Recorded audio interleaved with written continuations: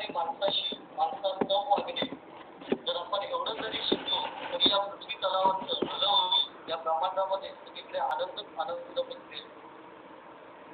पद्धतीने प्रत्येक शब्द त्याच्यात सांगितलाय. त्या प्रत्येक शब्दाचा अर्थ आम्ही नक्कीच समजू. येणारा काळ हा भारतासाठी या सुवर्ण काळ असेल, यात काही शंका नाही. सो आता जराही वेळेचा विलंब न करता मी या ठिकाणी स्क्रीन शेअर करा. जराही वेळेचा विलंब न करता मी या ठिकाणी आपला जो विषय आहे, मनात बाबासाहेब, घरात बाबासाहेब, सर्वांचे बाबासाहेब, या विषयाला आपण सुरुवात करू. आणि नक्की खात्री आहे की आपल्याला आपला खरा इतिहास आपल्या समोर येईल आणि खऱ्या आपले विद्यार्थी, आपले पालक, या प्रत्येकाला त्याच्यातून एक मोठी अशी प्रेरणा मिळेल. कारण पुन्हा एकदा जे काही आपण आहोत, आपल्या बाजूला घडतंय, ही सगळी परिस्थिती फक्त आपल्या महान आपले जे महापुरुष आहेत त्यांच्यामुळेच आपण अनुभवतो. आणि त्याला स्मरण करावे. पुन्हा एकदा मी म्हणेन की तुम्हा सर्व विद्यार्थ्यांचं आणि पालकांचं या ठिकाणी स्वागत. 100 तर या ठिकाणी हाऊसफुल आहेत, त्यामुळे बाकीच्यांना आता प्रवेश मिळणार नाही. सो मला असं म्हणतात की जर इतिहास जाणून घ्यायचा असेल तर ज्याला खऱ्या अर्थाने इतिहास माहिती आहे त्यांच्याकडूनच तो इतिहास जाणून घ्यावा. आणि म्हणून आपल्या क्लासेसमध्ये इतिहासचे गाडे अभ्यासक जणू काही इतिहास हा त्यांच्या जीवाभावाचा विषय. प्रत्येक गोष्टीमध्ये खोलवर जाऊन अभ्यास करणारे एक सुसंस्कृत चारित्र्य असलेले अशा शिक्षकांपैकी एक गाडे अभ्यासक, वाचनाची प्रचंड आवड असणारे, त्याचप्रमाणे प्रत्येक गोष्टीची चित्तपणे अभ्यास करून त्या गोष्टीचं सार योग्य ते सार बाहेर आणणारे आणि प्रत्येक विषय म्हणण्यापेक्षा समाजशास्त्र हा विषय खऱ्या अर्थाने ज्यांच्याकडून शिकावा अशा आपल्या सर्वांचे लाडके किंवा विद्यार्थ्यांचे लाडक्या शिक्षकांपैकी एक म्हणजे आपले एकनाथ मारकुडे सर. हो, मी अगदी बरोबर बोललो की जर आपल्याला खरंच एखाद्या गोष्टीचं ज्ञान मिळवायचं असेल तर ज्यांच्याकडे हे ज्ञान अचूक आहे त्यांच्याकडूनच ते ऐकलं पाहिजे. म्हणून इतिहास आपल्याला समजून घ्यायचा आहे तर ज्याला इतिहास खूप चांगल्या पद्धतीने माहिती आहे अशाच व्यक्तिमत्वापैकी एक म्हणजे आपले एकनाथ सर. तुम्ही या ठिकाणी आपल्या एकनाथ मारकुडे सरांना विनंती करतो की त्यांनी आजच्या विषयाला या ठिकाणी सुरुवात करायची. तो एकनाथ मारकुडे सरांना या ठिकाणी हँडओव्हर करतो. तो नाव sir Eknath Markude sir. All the best and have a great lecture ahead. Thank you very much.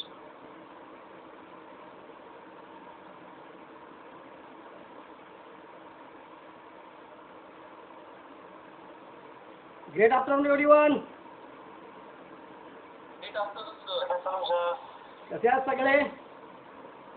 मस्त मजे. हो, मला खात्री आहे की तुम्ही सगळे आपापल्या घरामध्ये एकदम सुखरूप असाल, सुरक्षित असाल. त्यामुळे याबद्दल मी काही जास्त बोलणार नाहीये. डायरेक्ट मी आपल्या आजच्या विषयाला सुरुवात करतो. वो आदमी नहीं है मुकम्मल बयान है. वो आदमी नहीं है मुकम्मल बयान है. माथे पे उसके चोट का गहरा निशान है. माथे पे उसके चोट का गहरा निशान है. उस सरफिरे को यूं नहीं बहला सकेंगे आप. उस सरफिरे को यूं नहीं बहला सकेंगे आप. वो आदमी नया है मगर सावधान है. वो आदमी नया है मगर सावधान है. कुछ नहीं है फटे हाल मगर झोले में उसके पास संविधान है. बाळांनो, की दुष्यंत कुमारांच्या या कवितेच्या ओळी सामान्य माणसाच्या जीवनात संविधानामुळे किती संचार करतात, अंगामध्ये किती संचारतो हे दर्शवतात. आपल्याला कल्पना आली असेल की आज मी कोणाविषयी बोलणार आहे. बाळांनो, की आज 14 एप्रिल भारतरत्न डॉक्टर बाबासाहेब आंबेडकर यांची 129वी जयंती. पण डॉक्टर बाबासाहेब आंबेडकर हे सर्वांसाठीच एक ऊर्जा स्रोत आहे, सर्वांसाठीच एक प्रेरणा स्रोत आहे. आणि त्यामुळे जगभर त्यांच्या अनुयायांची प्रचंड संख्येने वाढ होते आहे. बाळाला आज आपल्या देशामध्ये या तंत्रज्ञानाच्या साहाय्याने त्यांची जयंती साजरी होतेच आहे. पण बाबासाहेबांच्या जयंती पूर्ण जगामध्ये, जगातील अनेक देशामध्ये धूमधडाक्यामध्ये साजरी केली जाते. तितक्याच प्रमाणामध्ये मोठमोठे कार्यक्रम त्यांच्या जयंतीला परदेशात पण साजरे केले जातात. प्रज्ञेचा सागर, ज्ञानाचा महासूर्य, समतेचा पुरस्कर्ता, संघर्षशील समाज क्रांतिकारक, सव्यसाची विचारवंत, व्यासंगी अभ्यासक, दूरदृष्टीचे अर्थतज्ञ, दूरदृष्टीचे जलतज्ञ, विधी विशारद, विधी तज्ञ, तळमळीचे समाज सुधारक, क्रांती सूर्य, प्रज्ञावंत, भारतीय घटनेचे शिल्पकार, महामानव, बोधिसत्व डॉक्टर बाबासाहेब आंबेडकर यांना मी मानाचा मुजरा करतो, त्यांना मी अभिवादन करतो आणि माझ्या शब्दाला सुरुवात करतो. रत्नागिरी जिल्ह्यातील मंडणगड तालुक्यामध्ये आंबवडे नावाचं एक गाव आहे. आणि बाळवली या आंबवडे गावामध्ये मालोजी सकपाळ, हे मालोजी सकपाळ नावाचे कर्ते पुरुष राहायचे. गाव छान सुंदर, निसर्ग सौंदर्याने बहरलेलं. आणि या मालोजी सकपाळला एक मुलगा होता, त्यांचे चिरंजीव होते, त्यांचं नाव रामजी सकपाळ. बाळानो, त्या काळामध्ये आपल्यावरती ब्रिटिशांचा अंमल होता आणि साहजिकच रामजी सकपाळ सुद्धा त्या ब्रिटिशांच्या सैन्यामध्ये, फलटणीमध्ये भरती झाले होते. आणि ब्रिटिशांच्या फलटणीमध्ये जी लोक भरती व्हायचे, या लोकांना ब्रिटिश लोक शिक्षण द्यायचे. त्यामुळे साहजिकच रामजी सकपाळांना ज्ञानाची सवय लागली, त्याला ज्ञानाची आवड निर्माण झाली, त्याला ज्ञानाची चव चाखता आली. आणि सैन्यामध्ये, फलटणीमध्ये जे सैनिक असतात त्यांचे शिक्षक, त्या शिक्षकाची परीक्षा ते उत्तीर्ण झाले आणि रामजी सकपाळ सुभेदार बनले. आणि या रामजी सकपाळांचा विवाह मुरबाडकरांची कन्या भीमाबाई, या भीमाबाई यांच्याशी त्यांचा विवाह झाला. बाळानो, या दाम्पत्याला एकूण 14 अपत्य झाले आणि भिवा हे त्यांचं 14वं अपत्य. आणि त्याच वेळेला रामजींचे एक काका बैरागी होते, संन्यासी होते.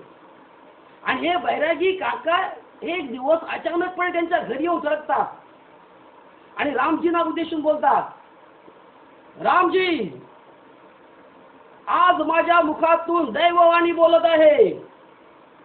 रामजी, तुझ्या पोटी समाजाचं हित साधणारा दैदिप्यमान, बुद्धिमान महापुरुष तुझ्या पोटी जन्माला येणार आहे.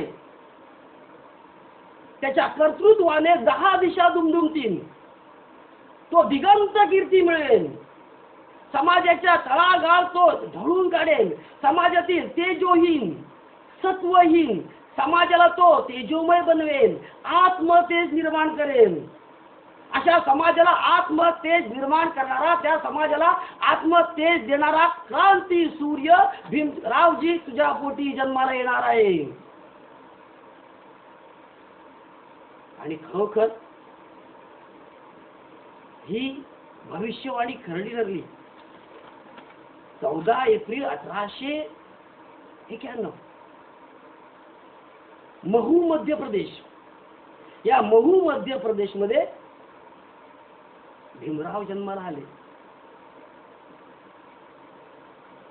14 अपत्य झाली होती या दाम्पत्याला.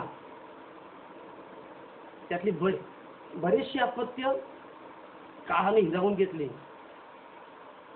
त्यामुळे भीमराव या दाम्पत्याचे अतिशय आवडते बनले. रामजी भिवाला फार जपत, त्याची काळजी घेत. भीमा इतर अगदी तळ हाताच्या फुडाप्रमाणे जपत. पण बाबासाहेबांना हे मातेचं वात्सल्य जास्त काळ नाही लाभलं. फक्त 6 वर्षाचे असताना काळाने भीमाईला उडून गेलं. मीना आत्याच्या पदरामध्ये त्या 6 वर्षाच्या बाळा टाकून भीमाई निघून गेल्या. आई विना पोरकं झालेलं पोर. शेजारी नावं ठेवायचे, कारण पावसात भिजणं, लोकांच्या खोड्या काढणं. घराच्या बाजूला एक आंब्याचं झाड होतं आणि त्या आंब्याच्या झाडाखाली राख्याचा ढीग असायचा. बाबासाहेब त्या आंब्याच्या झाडावर चढायचे आणि तिथून वरून त्या राखीच्या ढिगाऱ्यावरती उडी मारायचे. सगळे राख त्यांच्या अंगावरती उडायचे. चेहरा पूर्ण शरीर विद्रूप होऊन जायचं. लोकांच्या घरची कामं करणं, लोकांच्या घरी लाकडं फोडणं, त्यांच्या शेताला पाणी देणं, अशा प्रकारचे उपद्रव चालायचे. शाळेत जायचे, बुद्धिमान होते, पण शिक्षणामध्ये रस नव्हता. शिक्षकांना माहित होतं की हा मुलगा बुद्धिमान आहे, मात्र खोड्या जास्त करतो. त्यामुळे त्यांनी लक्ष ठेवलं होतं की ह्याला याच्या पुढे अजिबात खोडी करू द्यायची नाही. शेजारी म्हणत की हा का जगतोय, ह्याला जगायचं काहीच कारण नाही, ह्याचं बरं वाईट कसं होत नाही. आणि बाळानो, ज्या बाळासाहेबांना समाजाने नावं ठेवली, शेजाऱ्या पाजाऱ्यांनी नावं ठेवली, ते बाबासाहेब जगातील सर्वात विद्वान बनतात. आणि त्यावेळी मग बाबासाहेबांना वाटतं, अरे मी एवढा शिकलो आज, पण आज मी किती दुर्दैवी आहे की माझी ही शिक्षणातली प्रगती बघायला आज माझे आई वडील हयात असायला हवे होते. त्याला फार वाईट वाटेल. आणि अशा या परिस्थितीतून बाबासाहेबांनी शिक्षण घेतलं. बाबासाहेबांचं प्राथमिक शिक्षण दापोली, त्या रत्नागिरी जिल्ह्यातील दापोलीमध्ये झालं. आता वडील सुभेदार असल्यामुळे त्यांच्या वारंवार बदल्या व्हायच्या. साहजिक त्यांना पुढील शिक्षणासाठी साताऱ्याला जावं लागलं. त्यामुळे त्यांचं काही शिक्षण साताऱ्याला सुद्धा पुरं झालेलं आहे. आणि 1907 साली बाबासाहेबांनी मॅट्रिकची परीक्षा पास केली. एल्फिस्टन हायस्कूल मधील 1907 मध्ये बाबासाहेब मॅट्रिक उत्तीर्ण झाले आणि त्यांनी पुढच्या शिक्षणास सुरुवात केली. आणि त्याच वेळेला त्यांना बडोदा नरेश, सयाजीराव गायकवाड यांची फेलोशिप मिळाली. आणि साहजिक त्यांनी पुढच्या शिक्षणासाठी मुंबईला सुरुवात केली. बाळवा, ज्या समाजाला शिक्षण नाकारलं गेलं, शिक्षणापासून वंचित ठेवलं गेलं, ज्या समाजाचा माणूस म्हणून जगण्याचा हक्क नाकारला गेला, त्या समाजातील एक मुलगा पदवी शिक्षणासाठी मुंबई विद्यापीठात जातो. म्हणून बाबासाहेब हे त्या समाजातील पहिली व्यक्ती होती की ज्यांनी पदवीसाठी प्रवेश घेतला होता. 1913 साली बाबासाहेब मुंबई विद्यापीठामध्ये BA झाले. त्यांनी पदवीची परीक्षा पास केली आणि त्याच्यानंतर फेलोशिपच्या जोरावरती पुढील शिक्षणासाठी बाबासाहेब अमेरिकेला गेले. आणि अमेरिकेतील कोलंबिया विद्यापीठातून त्यांनी दर्शनशास्त्र, मानव विज्ञान, इतिहास, समाजशास्त्र या विषयातून त्यांनी MA ची मास्टर डिग्री मिळवली. आणि प्राचीन भारताचं वाणिज्य याच्यावर त्यांनी बाबासाहेबांनी संशोधन केलं. आणि 1916 मध्ये कोलंबिया विद्यापीठातून PhD देखील प्राप्त केले. आणि बाळानो, याच दरम्यान त्यांची फेलोशिप संपली. आणि मग फेलोशिप संपल्यामुळे बाबासाहेबांना परत यावं लागलं. पण बाबासाहेब डगमगले नाहीत. त्यांनी सीधा नेहून कॉलेजमध्ये प्राध्यापकाची नोकरी स्वीकारली. पुढील शिक्षणासाठी पैसा जमवला आणि 1920 ला बाबासाहेब परत लंडन येथील London school of economics and political या कॉलेजला जाऊन त्यांनी मास्टर डिग्री प्राप्त केली. त्याच्यानंतर 1927 ला बाबासाहेब अर्थशास्त्रातून बाबासाहेबांनी DSc केली. 8 जून 1927 रोजी अमेरिकेतल्या कोलंबिया विद्यापीठानं बाबासाहेबांना डॉक्टरेट पदवीने सन्मानित केलं.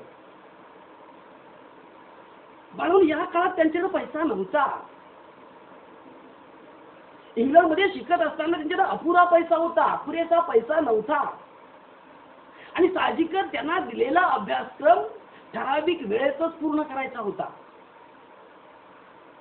बाबासाहेब पोटाला चिमटा काढून राहत होते. पोटाला चिमटा काढून शक्य तेवढी पुस्तकं विकत घ्यायची, शक्य तेवढे ग्रंथ विकत घ्यायची आणि ज्ञान साधना सुरू ठेवायची, असा क्रम असायचा. प्रवासाचे पैसे वाचवायचे, त्याच्यातून दुर्मिळ ग्रंथ विकत घ्यायचे, मैलोन मैल ते पायपीट करायचे. म्हणजे इंग्लंड मधील त्यांची जर आपण दिनचर्या बघितलं तर ती मूर्तिमंत तपश्चर्या होती बाळानो. ज्या खानावळीमध्ये राहत होती ती बाई एकदम नतद्रष्ट. सकाळी बाबासाहेबांना फक्त एक पावाचा तुकडा द्यायचे आणि चहा, आणि त्या पावाच्या तुकड्याला चिंचोक्या एवढा फक्त मुरंबा लावायचे आणि असंच हे अर्धवट घेतलेलं जेवण घेऊन बाबासाहेब त्या ग्रंथालयामध्ये पोचणारे पहिली व्यक्ती असायचे.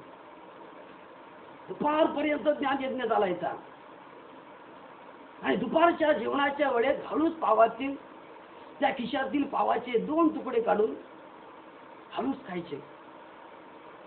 एकदा तिथल्या द्वारपालाने त्यांची ती चोरी जत्रेस आणून दिली. तेव्हा त्याने निश्चय केला की पुन्हा अशी गोष्ट करायची नाही. मग ते दिवसभर पोटाला चिमटा काढून दिवसभर वाचन करायचे, संध्याकाळी 5 वाजेपर्यंत अभ्यास करायचे. त्यातून काय व्हायचं? पैशाची बचत व्हायची आणि वेळेची सुद्धा कमाई व्हायची. संध्याकाळी 6 वाजता टिपणाने भरलेले खिसे, चेहरा पूर्ण घामाने डबडबलेला, शरीर थकलेलं पण डोळे मात्र टवटवीत, असे सगळ्या शेवटी बाबासाहेब बाहेर पडायचे. संध्याकाळी थोडं घरी आलं की थोडाफार आराम करायचा, रात्री पुन्हा पुरं जेवण आणि त्याच्यानंतर हा ज्ञानयंत्र परत सुरू व्हायचा. पण रात्री 10च्या वेळेला चरचरून भूक लागे, पोटामध्ये भुकेचा डोंब उसळे. अशा वेळी करायचं काय? त्यावेळी त्यांचा गुजराती एक मित्र होता आणि या गुजराती मित्राने त्यांना एक पापडाची करंडी दिली होती. बाबासाहेब त्यातील 4 पापड काढून तव्यावरती भाजायचे आणि थोडस दूध पिऊन पुन्हा पहाटे 4 वाजेपर्यंत हा ज्ञान यज्ञ सतत धडधडायचा. आणि याच काळामध्ये बाबासाहेबांच्या खोलीमध्ये एक अस्नोडकर नावाचे गृहस्थ राहत होते आणि हे अस्नोडकर जेव्हा मध्यरात्री जागे होत तेव्हा ते बाबासाहेबांना बोलायचे, अहो बाबासाहेब, अहो आंबेडकर, किती जागता? अहो रात्र फार झाली, झोपा आता, विश्रांती घ्या. आणि त्यावेळेला बाबासाहेब म्हणायचे, अहो अस्नोडकर, भुकेसाठी पैसा, अस्नोडकर भुकेसाठी पैसा आणि झोपण्यासाठी वेळ माझ्यापाशी नाही, फार कमी पैसा येतो माझ्याकडं आणि त्या कमी पैशातून मला माझा अभ्यासक्रम पूर्ण करायचा आहे. मग काय करणार? बाळांनो विचार करा, केवढीही प्रचंड ज्ञान साधना म्हणजे उच्च शिक्षणाने बाबासाहेबांना बुद्धिमान बनवलं, सामर्थ्यशाली बनवलं. त्यांनी ज्ञान साधनेसाठी तपश्चर्या केली. जगातील तीन विश्वविद्यालयामध्ये त्यांनी प्रवेश घेतला.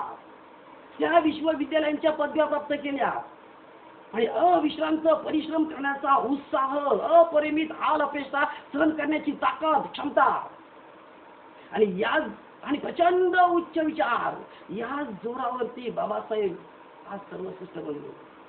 बाळगून इतिहासामध्ये अशा प्रकारची उदाहरणं सापडणं खूप कमी.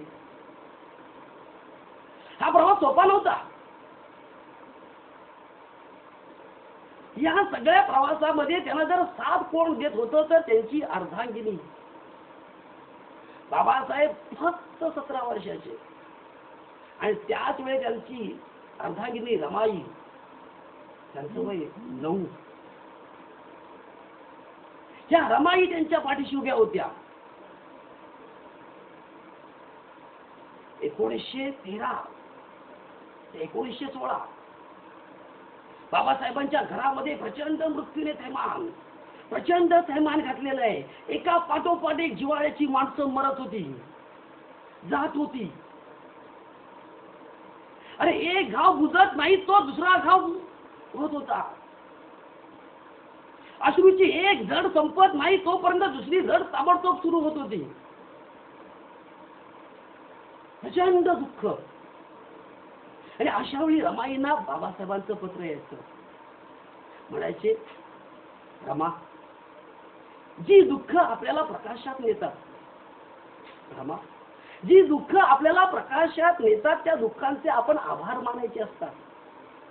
अशा दुःखाने दुःखी व्हायचं नसतं. रमा, मी वणव्यातून चालण्याची प्रतिज्ञा केली आहे आणि रमा तुला खात्री देतो, जर शर्यत जिंकलो ना तर मी माझ्या देशाला, माझ्या समाजाला उजेडात उभं करीन, प्रकाशात उभं करीन. पण रमा, त्यासाठी मला तुझी साथ हवी. आणि त्यावेळी रमाई म्हणायच्या, मी तुमच्या पाठीशी खंबीर उभी राहीन, तुम्हाला ते मी बळ देईन. ह्याच काळामध्ये बाबासाहेब परत आले होते. त्यांना सिडनहॅम कॉलेजमध्ये 450 रुपयावरती एक प्रोफेसरची नोकरी मिळाली होती. आणि हे सगळं चालत असताना त्यांच्या डोक्यामध्ये मात्र शिक्षणाचे विचार आणि त्यांनी प्रयत्न चाललेला होता की पुढचं शिक्षण या लंडनला जायचं. साहजिक रमाईना वाटायचं की 450 रुपयाची नोकरी असताना परदेशात जायची गरज आहे का? गरज नाही. आणि याच्यातून या दोघा उभयतांमध्ये सतत भांडणं व्हायची, वाद व्हायची. एका दिवशी बाबासाहेब प्रचंड संतापले, थोडंफार बोलले. आणि तेव्हा मग रमाईने ठरवलं की आपला नवरा म्हणजे विद्युत प्रवाह आहे, त्याच्यामध्ये वेग आहे, तो प्रवाही आहे की त्याला बाण घालता कामा नये, विद्युत प्रवाहाचा वेग रोखता कामा नये. हे वादळ 4 भिंतीमध्ये थांबणार नाही. या वादळाला 4 भिंतीमध्ये कोणता कामा नये, या वादळाला संसाराला झुंजता कामा नये. आता आपण या वादळाची सावली व्हायची. आणि त्या कामाला लागल्या. याच वेळी त्यांचा पुत्र गंगाधर गेला. 1920 गंगाधर मरण पावला. 1926 लाडका राजरत्न तो मरण पावला. म्हणजे खरं तर मृत्यू रमाईचं मातृत्व घेऊन चालला होता.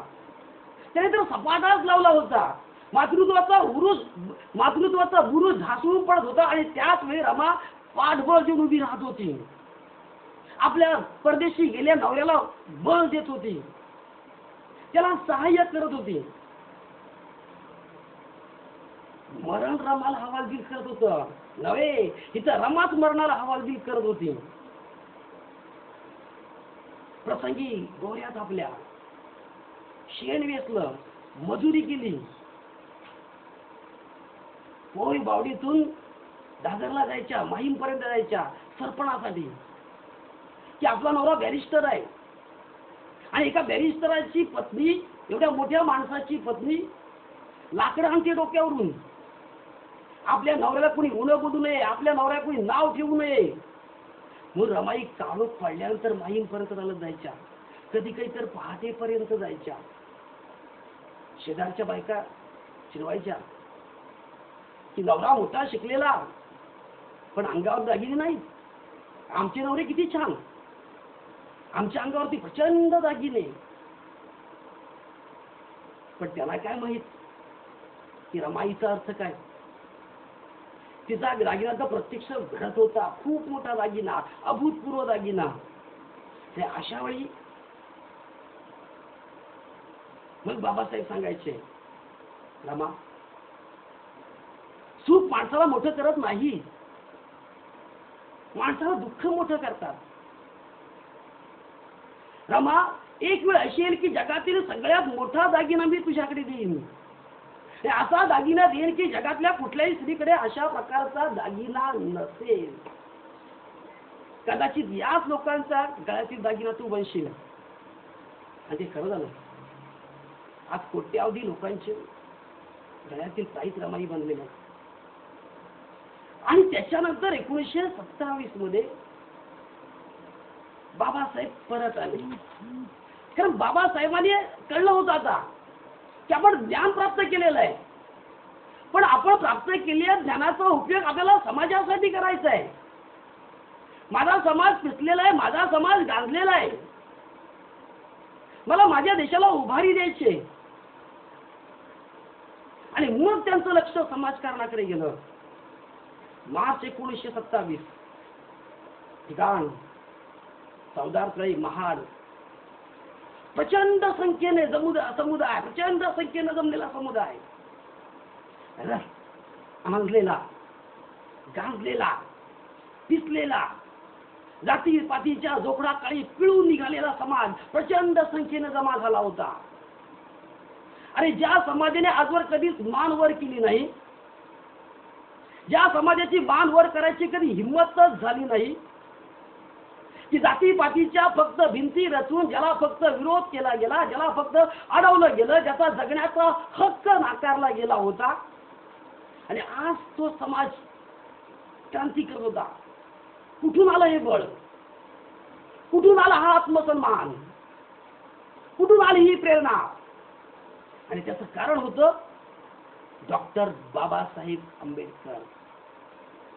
की प्रस्थापित समाज रचनेविरुद्ध, समाज व्यवस्थेविरुद्ध दंड सोपाटणारा क्रांतिकारक डॉक्टर बाबासाहेब आंबेडकर. बाबासाहेबांच्या लक्षात आलं होतं की अडाणी माणूस शिक्षणाशिवाय गुलाम होतो, मनाने गुलाम होतो, स्वत्वहीन होतो, त्याच्यामध्ये तेज असत नाही. त्यांनी शिक्षणाचं महत्व जाणलं होतं. बाबासाहेब म्हणतात की शिक्षण हे वाघिणीचं दूध आहे आणि जो पिणार तो गुरगुरल्याशिवाय राहत नाही. बाबा, गुरगुरणं म्हणजे फक्त वाघाचं गुरगुरणं नव्हे. जो शिक्षण घेतो त्याला आत्मसन्मान येतो. जो लोक शिक्षण घेतात, शिक्षण पुस्तक तुमचं मस्तक सुधारतात. आणि जे मस्तक सुधारतो ते कधीही चुकत नाही. ते प्यायल्यानंतर, वाघिणीचं दूध प्यायल्यानंतर माणूस गुरगुरतो, बौद्धिकदृष्ट्या सक्षम होतो, विवेकी होतो. त्याला चांगलं काय आणि वाईट काय, बऱ्याची वाईटाची कल्पना येते. आणि म्हणून बाबासाहेब बोलतात की शिका, संघटित व्हा आणि संघर्ष करा. हा मंत्र त्यांनी आपल्या लोकांना दिला.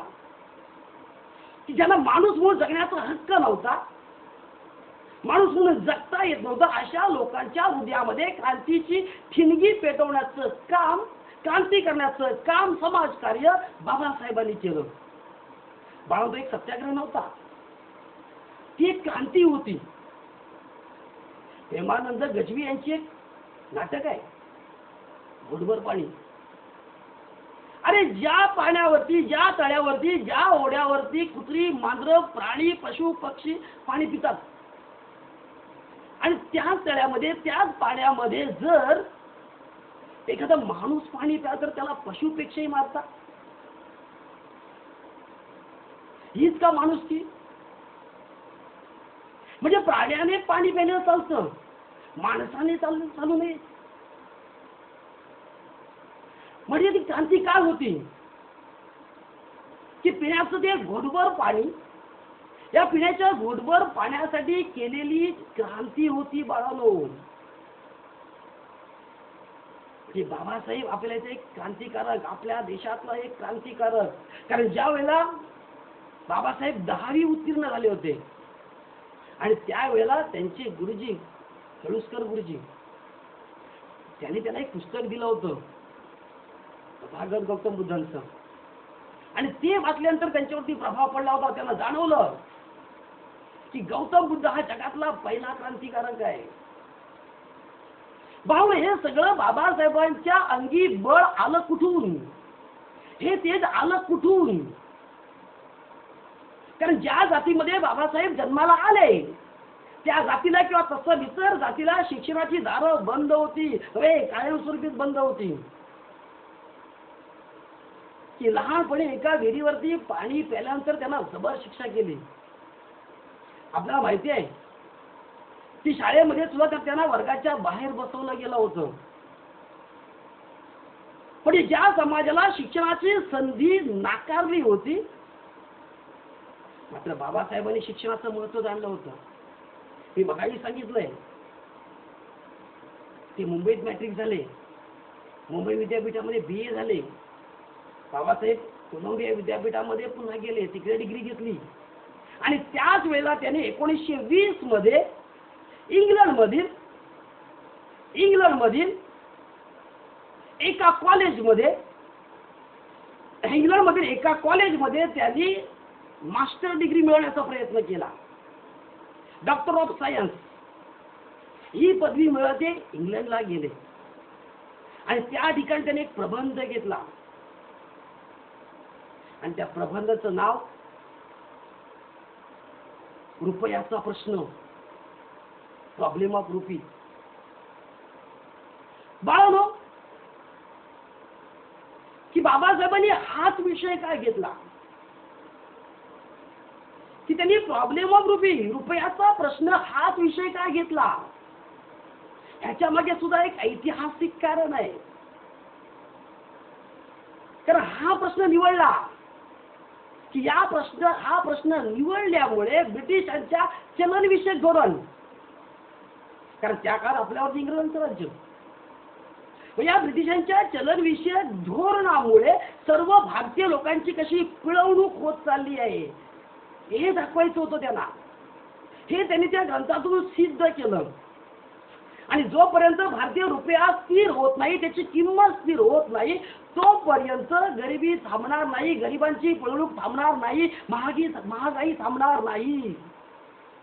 या सगळ्या गोष्टीचा बाबासाहेबांनी पर्दाफाश केला होता.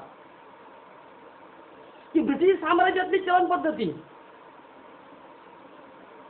आणि त्यांनी भारतामध्ये इथे लावली चलन पद्धती, याच्यात काय तफावत आहे, त्याची त्यांनी कसून छाननी केली. कारण त्यांना जाणवलं होतं हे लोक कपड्याच्या व्यापारासाठी आले, कापडासाठी आले, मसाल्यासाठी आले. म्हणजे इथून आमच्या शेतकऱ्याकडून कमी किमतीमध्ये कापड घ्यायचं, कमी किमतीमध्ये मसाले घ्यायचे आणि तेच आमच्याच ग्राहकांना प्रचंड किमतीने विकायचे. म्हणजे पिळवणूक दोन प्रकारे, एक शेतकऱ्याला कमी भाव आणि गिराईक पण आमचंच भारतीय, आणि या गिराईकाला जास्त भावाने ते विकत घ्यावं लागायचं. म्हणजे इंग्रज आपल्याला दोन्ही बाजूने लुटत होते. ह्या त्यांच्या मर्मावरती बोट ठेवण्याचं काम बाबासाहेबांनी केलं. रुपयाचा प्रश्न हा त्यांच्या प्रबंधातून, आणि साहजिकच त्यांचा हा प्रबंध, आणि या प्रबंधामुळे बाबासाहेब जागतिक दर्जाचे अर्थतज्ञ बनले, जागतिक दर्जाच्या अर्थतज्ञांच्या पंक्तीला जाऊन बसले. बाळांनो, 1925 ला ज्यावेळेला भारतातील चलन पद्धती, या भारतीय चलन पद्धतीतील सुधारणाविषयी यंग कमिशन बसलं गेलं, आणि या यंग कमिशनला सूचना करण्यासाठी बाबासाहेबांना बोलवलं गेलं होतं. आणि त्यावेळी बाबासाहेबांनी ज्या काही सूचना केल्या आणि त्या सूचनाच्या आधारावरती त्या सूचनाचं जे फलित बोलून आपल्याला माहिती आहे, भारतीय अर्थव्यवस्थेचा कणा तुम्ही तुमच्या स्क्रीनवर बघताय. भारतीय अर्थव्यवस्थेची कणा असलेली रिझर्व्ह बँक ऑफ इंडिया हे त्या ग्रंथाचं फलित आहे, त्या सूचनांचं फलित आहे. म्हणजे बाळांनो विचार करा, बाबासाहेबांचं कार्य कुठे कुठे आहे. आम्हाला फक्त बाबासाहेब म्हटलं की फक्त राज्यघटना माहिती आहे, पण बाबासाहेब हे व्यक्तिमत्व असं आहे की जे सगळ्या थरापर्यंत पोचलं, प्रत्येक गोष्टीपर्यंत पोचलं. असा कुठला विषय नाही की ज्या विषयाला बाबासाहेबांचा परिस्पर्श झाला नाही. एवढं प्रचंड मोठं योगदान त्यांनी आपल्या भारतीय लोकांना, आपल्या समाजाला दिलेलं आहे. आणि बाळांनो आज आपण त्यांची फळं चाखतोय. त्याच्यानंतर की डॉक्टर बाबासाहेब हे थोर अर्थतज्ञ होते. त्यांनी देशाच्या आर्थिक विकासाबाबत चिंतन केलं, मनन केलं आणि महत्वपूर्ण, अतिशय महत्वपूर्ण विचार मांडले बाळांनो. की त्यांनी औद्योगिकरणाचा पुरस्कार केला. बाबासाहेबांना माहित होतं की या देशात जोपर्यंत छोटे छोटे उद्योग होत नाही, कारखानदारी येत नाही, तोपर्यंत देशाची प्रगती होणं शक्य नाही. या देशाची जर प्रगती करायची असेल तर देशामध्ये पहिलं औद्योगिकरण झालं पाहिजे, देशामध्ये रोजगार आले पाहिजे, लोकांना काम मिळालं पाहिजे, लोकांच्या हाताला नोकरी असली पाहिजे. कारण हातामध्ये नोकरी असणार बाळांनो माहिती आपल्याला, मानवी जीवन परिवर्तनशील आहे, मानवी जीवन गतिमान आहे, पण परिवर्तनाचं बीज कशामध्ये आहे बाळांनो? परिवर्तनाचं बीज हे अर्थकारणामध्ये आहे. माणसाचं अर्थकारण बदललं पाहिजे, त्याच्या हातामध्ये पैसा आला पाहिजे, त्याची परिस्थिती सुधारली पाहिजे, आपोआप त्याचं राहणीमान सुधारतो. आणि ज्या वेळेला राहणीमान सुधारतं बाळांनो, देशाचा, राज्याचा, जगाचा विकास व्हायला वेळ लागत नाही. हे बाबासाहेबांनी 1935ला ओळखलं होतं, 1942ला ओळखलं होतं. विचार करा बाबांनो, केवढी मोठी दूरदृष्टी त्या व्यक्तीकडे. त्याला माहित होतं की देशात औद्योगिकरण आलं पाहिजे, पण औद्योगिकरण कसं की देशातील औद्योगिक गरजा, देशातील माणसांच्या गरजा आणि आमच्या देशामध्ये असलेले नैसर्गिक साधन स्रोत, या नैसर्गिक साधन स्रोतांचा पुरेपूर वापर करून औद्योगिकरण झालं पाहिजे. बाळांनो आज जग शाश्वत विचारावरती विश्वास ठेवतं. शाश्वत म्हणजे काय? पूर्ण विकास, खरा विकास, की पर्यावरणाची कोणत्याही प्रकारची हानी न होऊ देता केलेला विकास. हा बाळांनो शाश्वत विकास आजचा नाही आहे. हा शाश्वत विकास बाबासाहेबांनी 1942-46 मध्ये मांडून ठेवला होता. शाश्वत विकासाबद्दलची त्यांची मतं 1942ची आहेत, 1946ची आहेत. आज आपण त्यांची फक्त फळं चाखतोय. विचार करा, केवढी दूरदृष्टी, केवढा विचार, केवढा भविष्याचा विचार केला असेल, देशाचा विचार केला असेल. प्रचंड योगदान आहे त्या व्यक्तीचं आपल्याकडं. डॉक्टर बाबासाहेब आंबेडकरांनी की भारताच्या नियोजन विकासाबाबत केवळ विचार मांडले नाहीत, त्यांनी भारताच्या विकासा संदर्भात अत्यंत महत्वपूर्ण, महत्वाकांक्षी असे प्रकल्प उभारले. की काय बाळांनो माहिती आपल्याला, त्या काळामध्ये प्रचंड पूर यायचे, प्रचंड विध्वंस व्हायचा, आणि अशा वेळेला बाबासाहेबांवरती, नद्यांवरती धरणं बांधायची काली जबाबदारी आली. त्यांनी ती पेलली. दामोदर प्रकल्प, हिरापूर प्रकल्प. बाळांनो आपल्या देशातील सर्वात उंच धरण भाकरा नांगल आहे, पण भारतातील सर्वात मोठं धरण, भारतातील सर्वात लांब धरण कुठलं येणार तर तुमच्या समोर स्क्रीनवरती हिरापूर प्रकल्प, महानदीवर बसलेले धरण. बाळांनो या धरणाचं प्रारूप, या धरणाचा आराखडा बाबासाहेबांनी बनवलेला आहे. या सगळ्यात म्हणजे दामोदर प्रकल्प, हिरापूर प्रकल्प, सोन नदी प्रकल्प, ह्या सगळ्या नद्यांचे प्रकल्प बाबासाहेबांनी बनवले. साहजिक देशामध्ये प्रचंड जलक्रांती, एक तर नद्यांनी पूर यायचे ते संकट वाचलं, तो विध्वंस वाचला. आणि त्याचबरोबर माझ्या गरीब शेतकऱ्याला सिंचनासाठी पाणी उपलब्ध झालं. म्हणजे बाबासाहेब हे थोर जनतज्ञ आहेत हे इथून आपल्याला कळतं. आणि बाबासाहेब काय म्हणाले होते की दामोदर प्रकल्प, हिराकुड प्रकल्प हे सगळे बहुउद्देशीय प्रकल्प असणार. की हे प्रकल्प फक्त पुरापासून संरक्षण करण्यासाठी बांधले नाहीयेत, की याच पाण्याचा वापर करून वीज तयार करा, याच पाण्याचा वापर करून दोन्ही बाजूला पर्यटन करा, शेतकऱ्याला सिंचन व्यवस्था करा, वाहतूक करा. म्हणजे ज्या प्रकल्पातून अनेक प्रकारचे उद्दिष्ट साध्य केली जातात त्याला म्हणतो आपण बहुउद्देशीय प्रकल्प. विचार करा केवढा मोठा विचार करून ठेवला होता त्यांनी. बाबासाहेब मला अजून एका बाबतीत श्रेष्ठ वाटतात की डॉक्टर बाबासाहेब आंबेडकरांनी भारताच्या सर्वांगीण विकासाची चालना दिलेली आहे. की देशाचा सर्वांगीण विकास झाला पाहिजे, माझ्या देशाचा संपूर्ण विकास झाला पाहिजे. आणि त्यासाठी त्यांनी भारता एक संध राहण्यासाठी त्यांनी भारतीय राज्य घटनेमध्ये महत्वाच्या तरतुदी केल्या. की माझा देश एक संध असला पाहिजे, माझ्या देशाला कुठल्या बाबतीत बाधा होता कामा नये. देश प्रथम मग सर्व काही, nation first we are the last, ही त्यांची धोरणा होती. बाळा आपल्याला माहिती आहे की आपल्या देशाच्या शेजारी 7 देश आहेत, पैकी 2 राष्ट्र चीन आणि त्याच्याच मदतीने अण्वस्त्रधारी होऊ पाहिलेला पाकिस्तान, ही 2 आण्विकधारी राष्ट्र आपली प्राचीन काळामध्ये अनेक वर्षापासून आपले शत्रू राष्ट्र आहेत. या 2 देशांपासून आपल्या देशाच्या एकात्मतेला, आपल्या देशाच्या अस्मितेला धोका वाढू शकतो. हे बाबासाहेबांनी त्या काळात जाणलं होतं. एवढा प्रश्न नाहीये. प्रश्न फक्त देशाच्या बाह्य संरक्षणाचा नाहीये, प्रश्न फक्त देशाच्या सीमेचं संरक्षण कसं करायचं त्याबद्दल नाहीये. आज आमच्या देशामध्ये अंतर्गत भागात सुद्धा प्रचंड प्रश्न आहेत. आज आमच्या देशामध्ये प्रचंड नक्षलवाद आहे. बाळांनो, 22 राज्यामध्ये नक्षलवाद आहे. विचार करा. हे संकट बाबासाहेबांनी तेव्हा जाणलं होतं.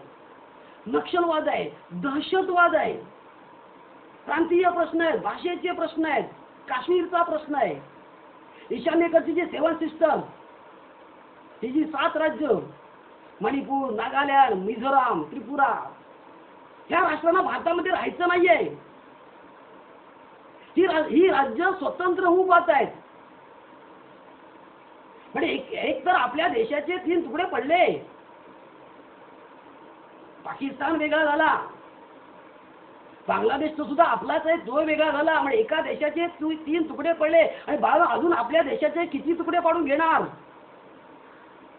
म्हणजे जर ही ईशान्येकडची राज्य पुन्हा वेगळी झाली तर विचार करा बाळांनो, आपल्याला आपल्या देशाचा नकाशा कसा वाटेल. आणि हे संकट बाबासाहेबांनी तेव्हा ओळखलेलं आहे. आणि बाबासाहेब फक्त ओळखून थांबले नाही, त्यांनी त्याच्यावरचा आपल्याला उपाय पण सुचवलेला आहे.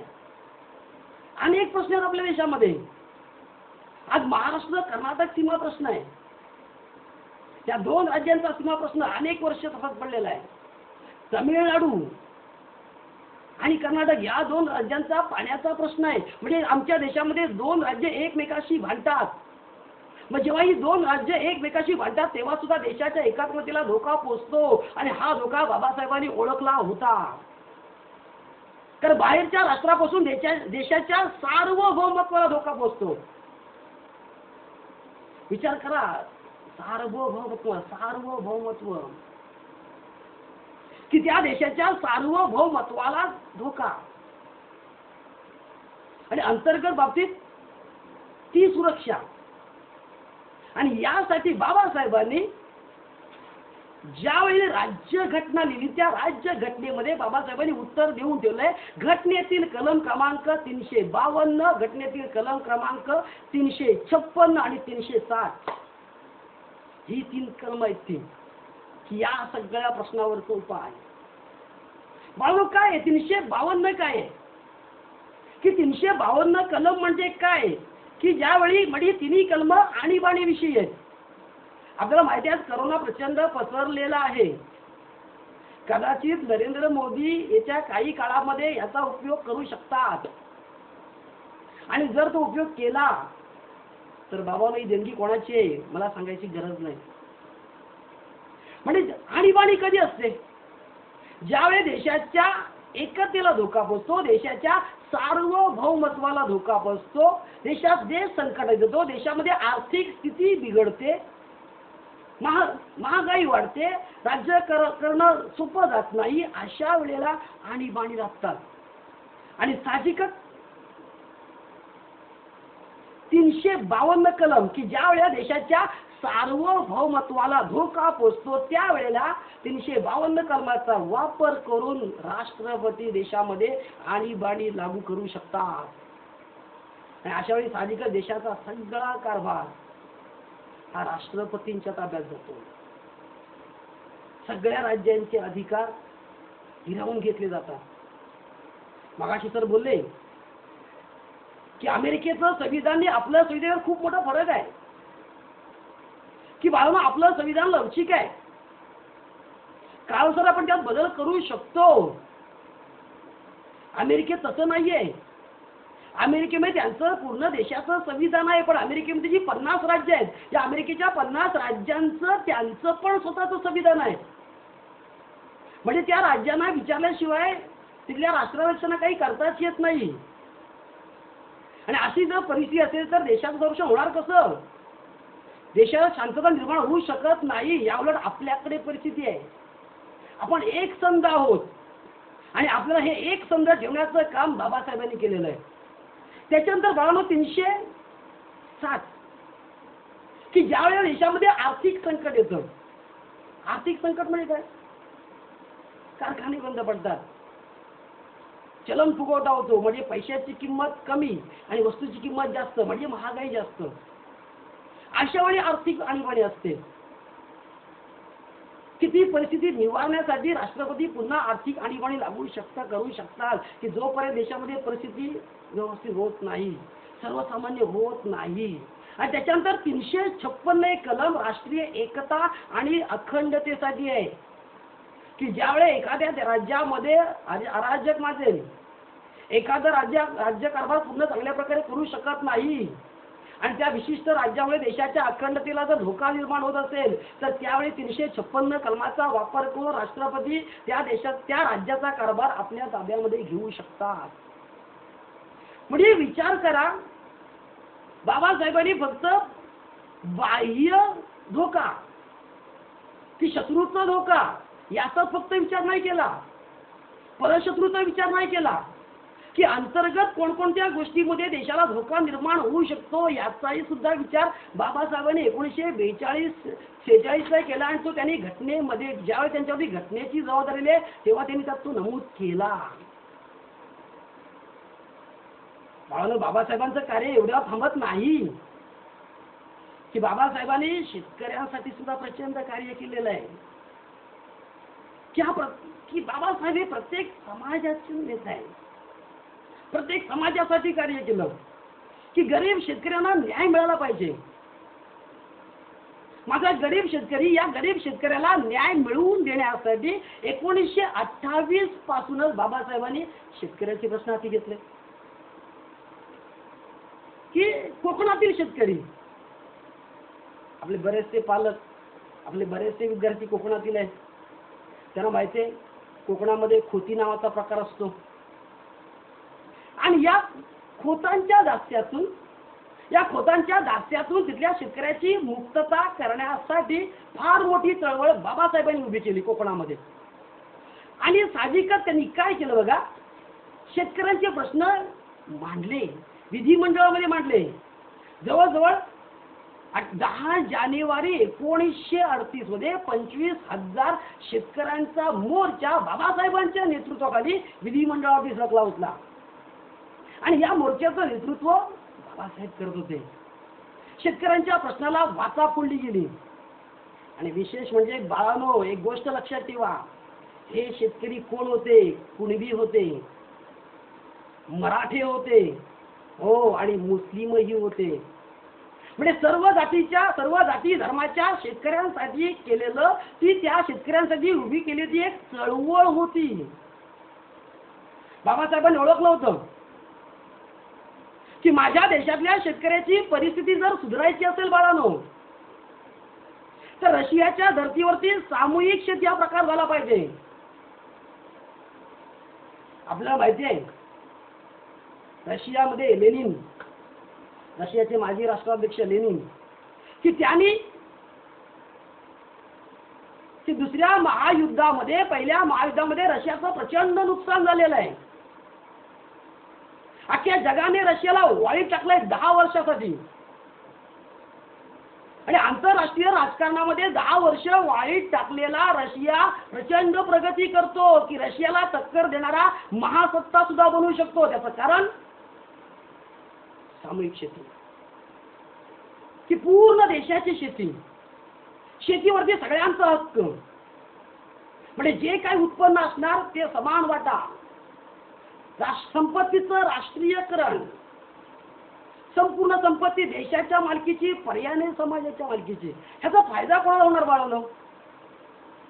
की आज ज्या शेतकऱ्याकडे जमीन नाहीये, आज जो शेतकरी अल्प भूधारक आहे, या माझ्या शेतकऱ्याला, या माझ्या बांधवाला 2 घास मिळतील, त्याचा पोटा पाण्याचा प्रश्न सुटेल, यासाठी ती मागणी केली होती सामूहिक शेती. विचार करा, म्हणजे बाबासाहेब शेतकऱ्यांचा पण विचार करतात, शेतकऱ्यांचा सुद्धा विचार केला. बाबासाहेबांचं महत्व बाळांनो इथेच नाही संपत, की बाबासाहेबांनी कामगारांसाठी सुद्धा काम केलेलं आहे. कामगारांचं उत्थान झालं पाहिजे, कामगार जगला पाहिजे, यासाठी त्यांनी विशेष कार्य केलंय. कामगारांच्या समस्या फक्त राज्य स्तरावर नाही, तर राष्ट्रीय स्तरावरती कामगारांच्या समस्या सुटल्या पाहिजेत. आणि म्हणून 15 ऑगस्ट 1936 साली स्वतंत्र मजूर पक्ष नावाचा पक्ष बाबासाहेबांनी स्थापन केला. 15 ऑगस्ट 1936 बाबासाहेबांनी स्वतंत्र मजूर पक्ष, हा स्वतंत्र मजूर पक्ष नावाचा पक्ष स्थापन केला. आणि ज्या वेळेला 1938 मध्ये विधिमंडळाच्या निवडणुका झाल्या, या विधिमंडळाच्या निवडणुकामध्ये या पक्षाचे माणसं निवडून गेली, त्यांचे उमेदवार निवडून गेले. बाळांनो, हे उमेदवार वेगवेगळ्या जातीचे होते, वेगवेगळ्या धर्माचे होते. आज आपण बघतोय की पुरुष आणि स्त्री मजुरांच्या कल्याणाबाबत जे विविध कायदे आहेत, ह्या सगळ्या विविध कायद्यांची मुहूर्त वेळ बाबासाहेबांनी 1942-46 मध्ये आपल्या मंत्रिपदाच्या कार्यकाळात करून ठेवलेली आहे. विचार करा, आज आपल्याला माहिती आहे की आपला जो शासकीय कर्मचारी आहे, हा जो आपला शासकीय कर्मचारी, या आपल्या शासकीय कर्मचाऱ्याला महागाई निर्देशांकानुसार महागाई भत्ता मिळतो, की कर्मचाऱ्याला, कामगाराला महागाई निर्देशांकानुसार महागाई भत्ता मिळाला पाहिजे. ही मागणी बाबासाहेबांची आहे. कामगाराचे तास कमी झाले पाहिजेत, की त्याला चांगल्या वातावरणात काम करता आलं पाहिजे. ज्या ठिकाणी तो काम करेल त्या ठिकाणी वातावरण प्रसन्न असलं पाहिजे, म्हणजे त्याच्यातून चांगलं उत्पादन होईल. अशा प्रकारच्या सूचना बाबासाहेबांनी करून ठेवलेल्या आहेत. की स्त्रियांना रात्री कारखान्यामध्ये कामाला बोलवायचं नाही, अशा प्रकारची तरतूद बाबासाहेबांनी करून ठेवली. आज आपण बघतोय की महिलांना प्रसूती काळाची भर पगार रजा मिळते, ही देणगी बाबासाहेबांची आहे. आज स्त्री पुरुष समानता आपल्याला माहिती आहे. स्त्री पुरुष दोघे जर समान काम करत असतील, समान वेळ असेल, तर दोघांनाही समान वेतन आज मिळतं. ही योजना बाबासाहेबांची आहे. स्त्रियांवरील अत्याचार नष्ट झाले पाहिजेत. त्या काळामध्ये प्रचंड अत्याचार होते, हुंडा पद्धती होत्या. हुंडाबळी जायचे. अनेक धार्मिक बंधनामध्ये, जाती बंधनामध्ये स्त्री जखडली होती. तिची मुक्ती झाली पाहिजे, त्याच्या विरुद्ध त्यांनी प्रहार केले. त्या अन्यायाला वाचा फोडण्याचं काम केलं. अल्पवयीन ज्या स्त्रिया असतात, ज्या मुली असतात, त्यांचे अतिशय लहान वयामध्ये विवाह केले जायचे. कारण त्यांना माहित होतं की स्त्री जास्त आणि तिच्या अवनतीचं जर मूळ कारण काय असेल तर आपली ही प्रस्थापित समाज रचना ती नाहीशी झाली पाहिजे. सती प्रथा होती, विधवा पुनर्विवाहावरती बंदी होती की त्या विधवांना जगण्याचा मार्ग पूर्ण बंद केला जायचा. माणूस म्हणून त्यांना जगताच येत नव्हतं. आणि साधी प्रचंड होणारा तो छळ, तो अमानुष अत्याचार, धार्मिक रूढी याच्या विरुद्ध आवाज उठवण्याचं काम केलं पुढे असेल तर माझ्या बाबासाहेबांनी केलं की या स्त्रियांना सक्षम बनवणारं हिंदू कोड बिल बाबासाहेबांनीच मांडलं. मात्र बाळांनो, काही कारणामुळे ते पास होऊ शकलं नाही. मात्र याच विधेयकाचे थोडेसे टप्पे पाडून भाग करून आज हे विधेयक काही अंशी का होईना काही प्रमाणात पास होत आहे. आणि याचा फायदा समस्त आपला महिला वर्ग, आपल्या भगिनी घेत आहेत. हे सगळं योगदान बाबासाहेबांचं आहे.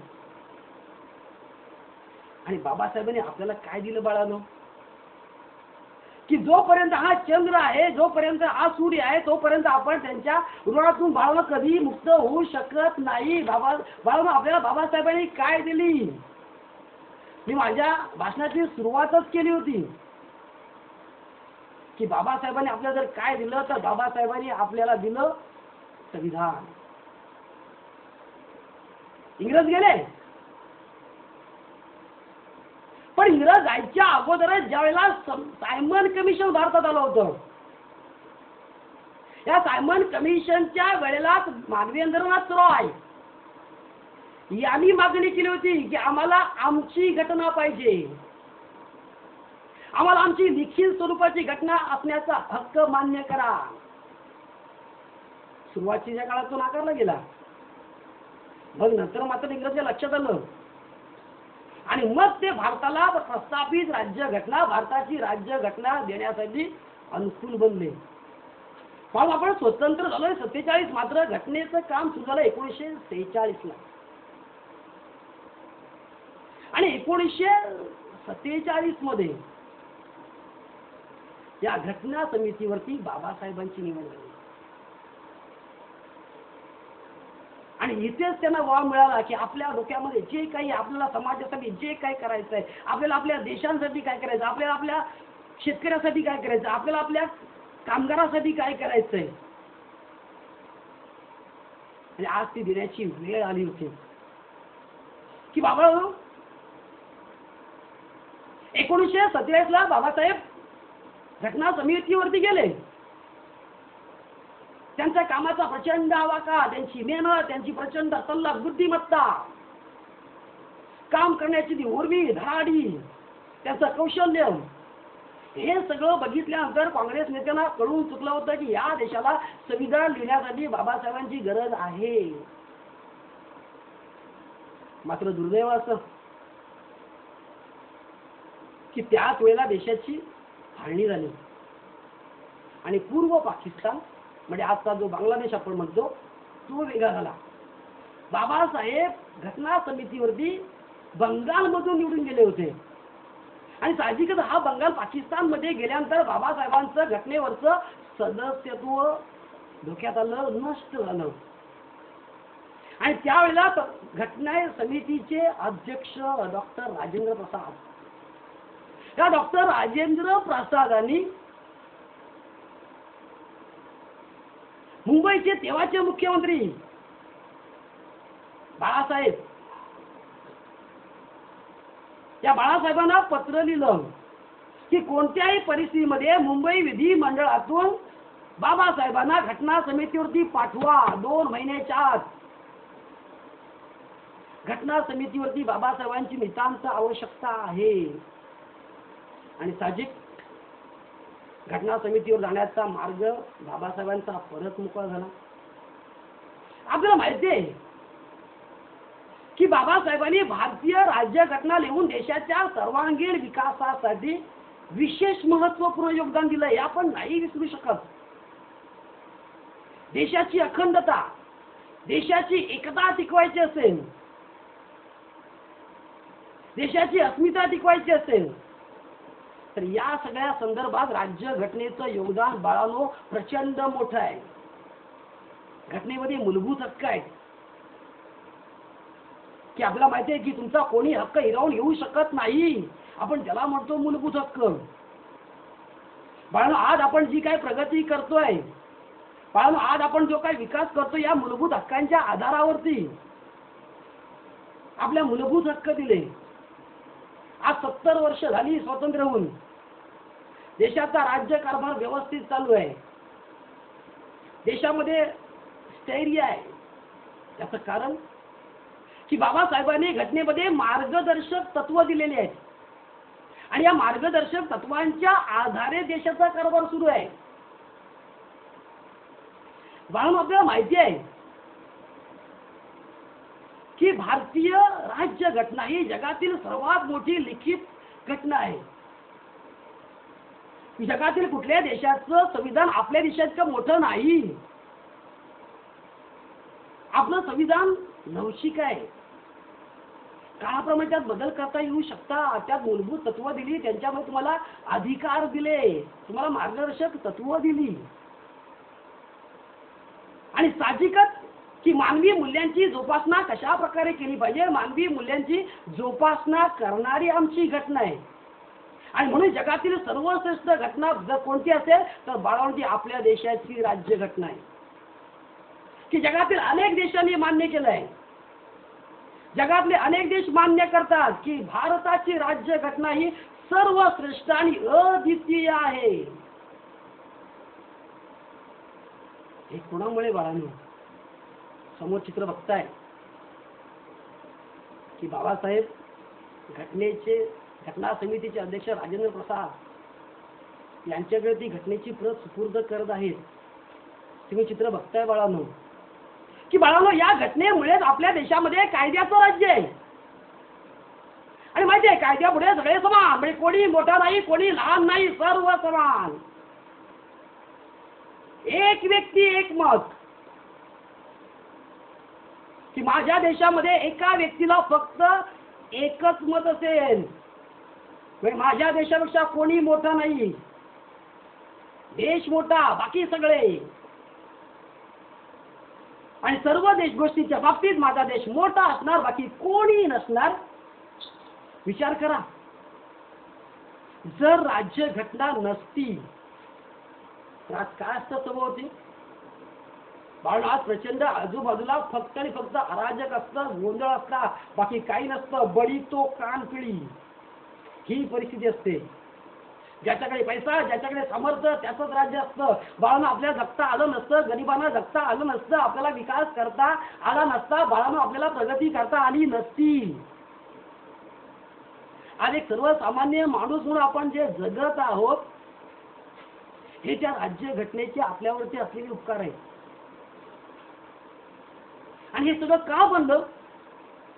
तर मसुदा समितीचे अध्यक्ष कोण बनले बाळांनो? बाबासाहेब बनले. की बाबासाहेब हे घटना समितीचे, त्या मसुदा समितीचे अध्यक्ष बनले आणि त्यामुळे ही गोष्ट तयार झाली आणि राज्यघटनेच्या रूपामध्ये आपल्या समोर आली. बाबासाहेबांनी सर्वांगीण विकासामध्ये विशेष योगदान दिलंय. म्हणून बघा की आपल्या शेजारच्या देशांचा जर विचार केला, जर आपण आपल्या शेजारच्या देशांचा जर विचार केला तर आपल्याला काय दिसतं? पाकिस्तान आहे,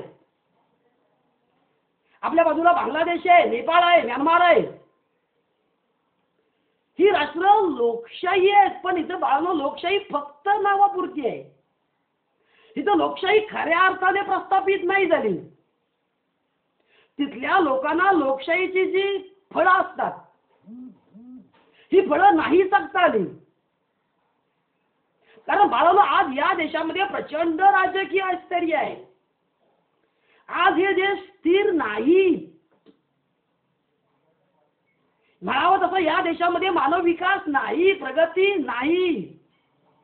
परंतु आपला देश बघा, परंतु आपला देश मात्र राजकीय दृष्ट्या स्थिर आहे.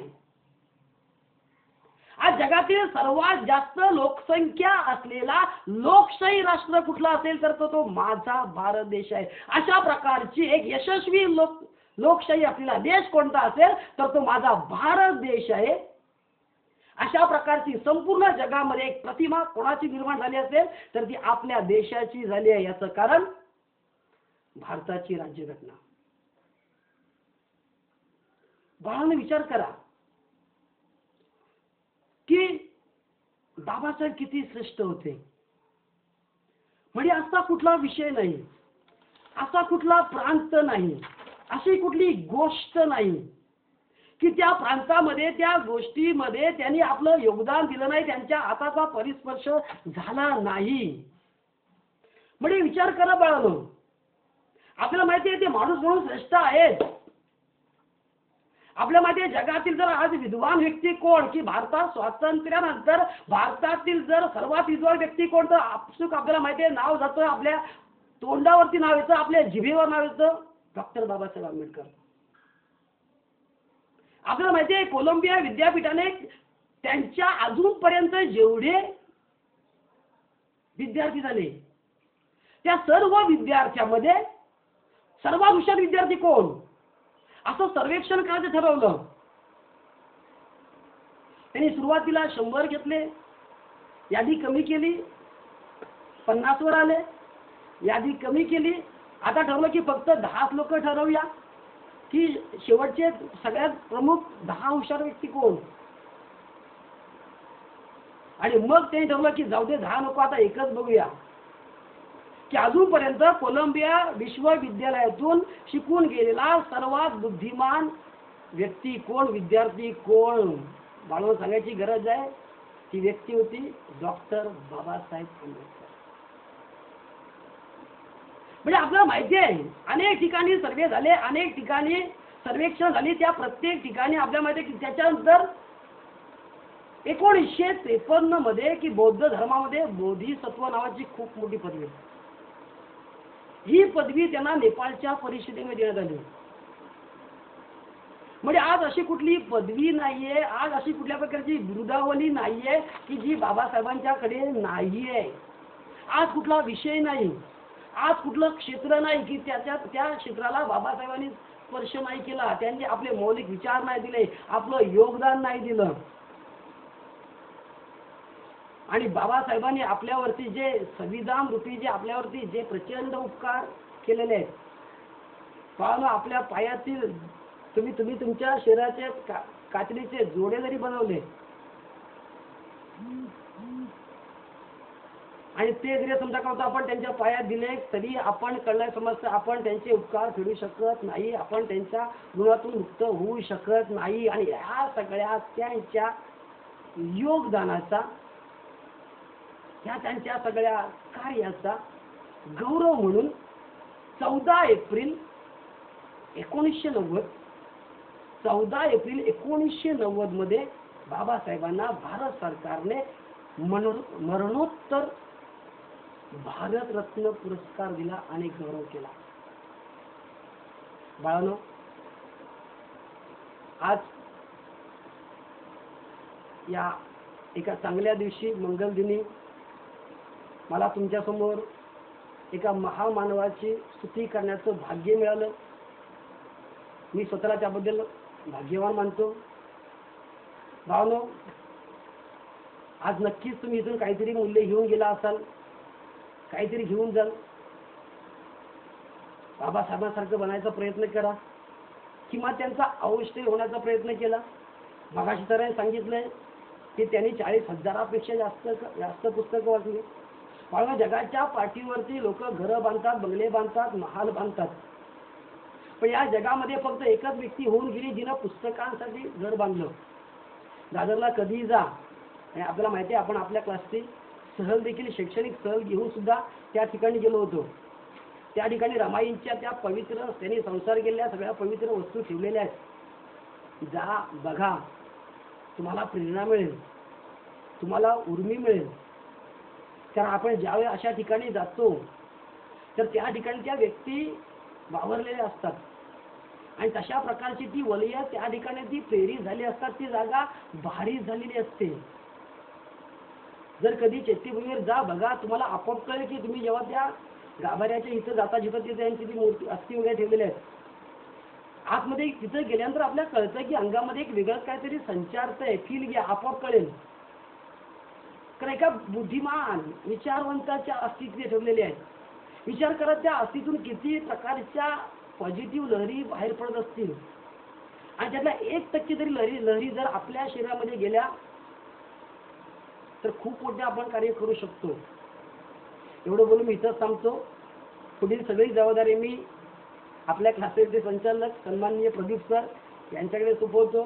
थँक्यू सर, धन्यवाद. तुम्ही एक तास जवळजवळ मला ऐकलं, त्याबद्दल आभारी आहे. धन्यवाद. Thank you. Thank you sir, thank you so much.